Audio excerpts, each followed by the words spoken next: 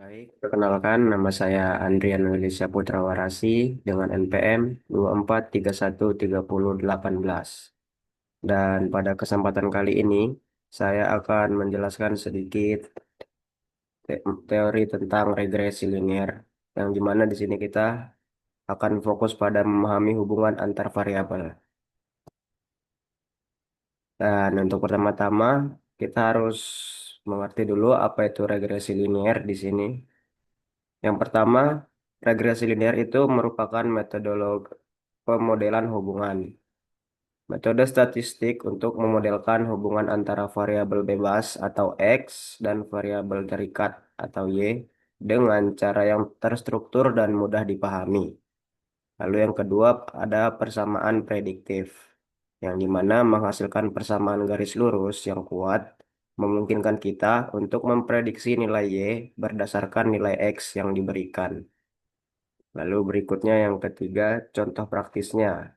Di sini kita membayangkan prediksi harga rumah yang akurat hanya dengan mengetahui luas bangunan sebuah aplikasi nyata dari regresi linear.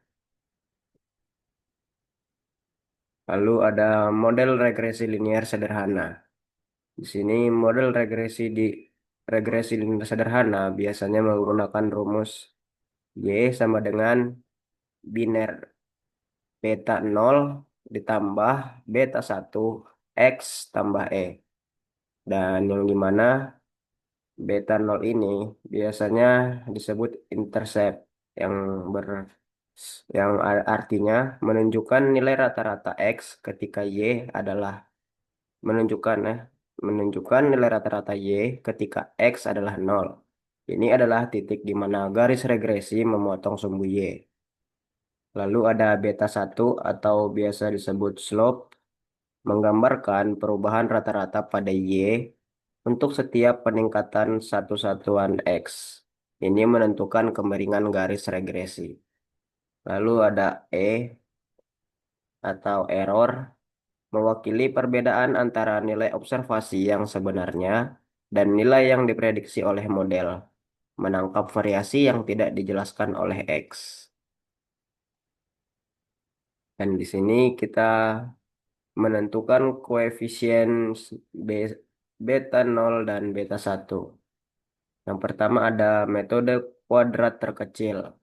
Pendekatan standar untuk menentukan garis yang paling pas melalui kumpulan data adalah dengan meminimalkan jumlah kuadrat residual, perbedaan antara nilai aktual dan nilai prediksi. Lalu tujuan utamanya meminimalkan secara matematis jumlah kuadrat dari selisih antara nilai Y observasi dan yang nilai Y yang tidak diprediksi oleh model.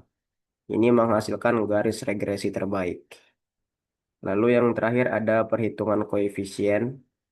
Koefisien ini dihitung menggunakan rumus matematika spesifik yang dapat dengan mudah diimplementasikan melalui software statistik canggih seperti Excel, SPSS, R, atau Python. Berikutnya ada interpretasi koefisien dan contoh kasus. Di sini ada beta 1 positif, menunjukkan hubungan langsung seiring meningkatnya X, Y juga cenderung meningkat. Contohnya di sini, semakin besar luas rumah, semakin tinggi harganya.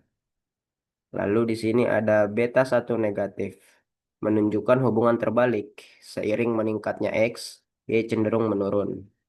Dan contohnya, semakin lama waktu tunggu, semakin rendah kepuasan pelanggan. Dan berikutnya, di sini ada asumsi dan evaluasi model regresi linear. Ada 4 poin. Yang pertama ada linearitas atau hubungan antar variabel bebas dan terikat harus bersifat linear. Lalu ada normalitas residual. Sisaan error harus terdistribusi secara normal. Lalu yang ketiga, independensi error. Setiap error tidak boleh saling terkait satu sama lain. Dan yang terakhir, homoskedastisitas. Varian residual harus konstan di setiap tingkat variabel bebas. Lalu evaluasi model. Evaluasi model regresi linier dilakukan dengan melihat nilai R kuadrat atau koefisien determinasi yang menunjukkan seberapa baik model menjelaskan variabilitas dalam data.